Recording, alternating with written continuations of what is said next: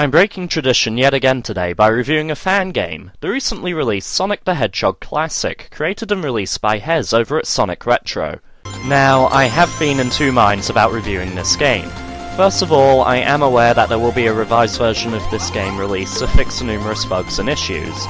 Then there's the fact that this is a fan-made game, but ultimately, if you put something online, you have to expect feedback, and I refuse not to comment on something Sonic-related. What we have here is a game styled after the Mega Drive era Sonics. You can play as Sonic, Tails, Knuckles, Sonic and Tails, or... Knuckles and Tails?! Oh my word, I just had a Fleetway flashback! Sorry about that. Neck the Weasel also returns to take Knuckles' role from Sonic 3, and Robotnik naturally is your boss at the end of each zone. Although this would seemingly be placed after Sonic 3 and Knuckles, they have decided to use Sonic's Sonic 1, 2, and Sonic CD appearance, which is my preferred Sonic anyway. Other influences from CD include the Super Peel-Out reappearing alongside your regular Spin Dash, though I still found Spin Dashing was faster more often than not, and it left me a lot less vulnerable than the Peel-Out. The jumping controls felt a little off at first, but I soon adjusted to the game's momentum physics and felt at home. Super Sonic also makes his return, playable in every level, just as he should be. The special stages are varied and require you simply find the Chaos Emerald, the first of which borrows very heavily from Sonic Chaos. They're actually pretty refreshing and creative. As for the normal stages, well, they all have multiple routes, and for the most part are a decent length, but they're also where some of my complaints start arising. First of all, there's far too much water in this game. We officially have 2 labyrinth zones in this one, the second of which had a top route that dead-ended and a lower route that simply went on for far too long. There's also a zone which, whilst sound and level design and fun to play, features ice, snow, and lava together. I know there's suspension of disbelief, but as we all know, ice plus heat equals water. How about the bosses? Well, 1 or 2 may be very exploitable, and the final boss may be glitched to all hell, but they all have clearly defined patterns and openings. They all require you use your head, and they were all genuinely fun to fight.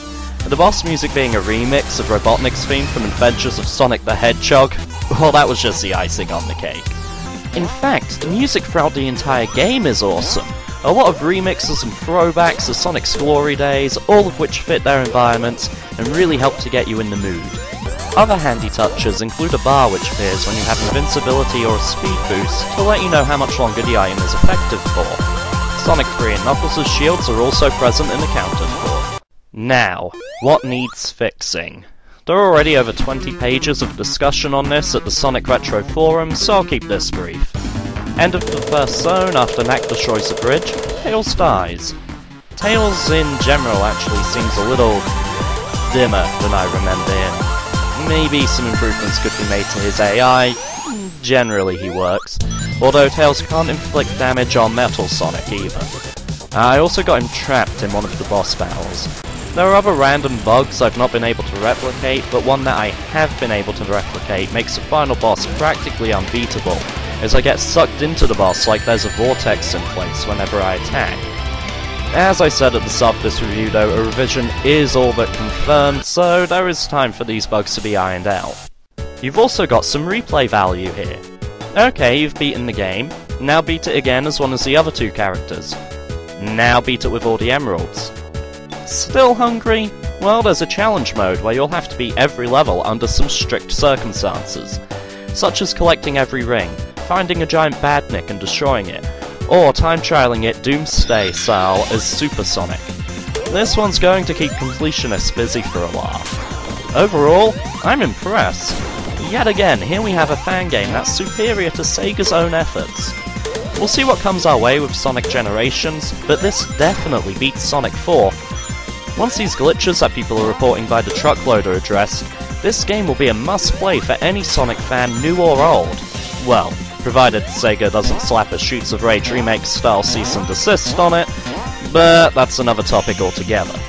Until next time, this has been Afro Blue, thanks for watching.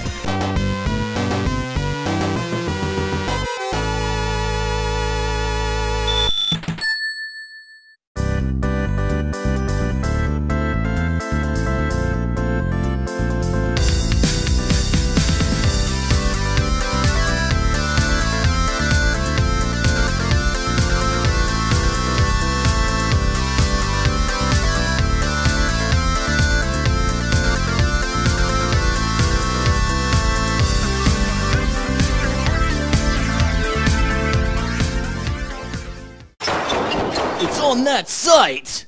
Yes!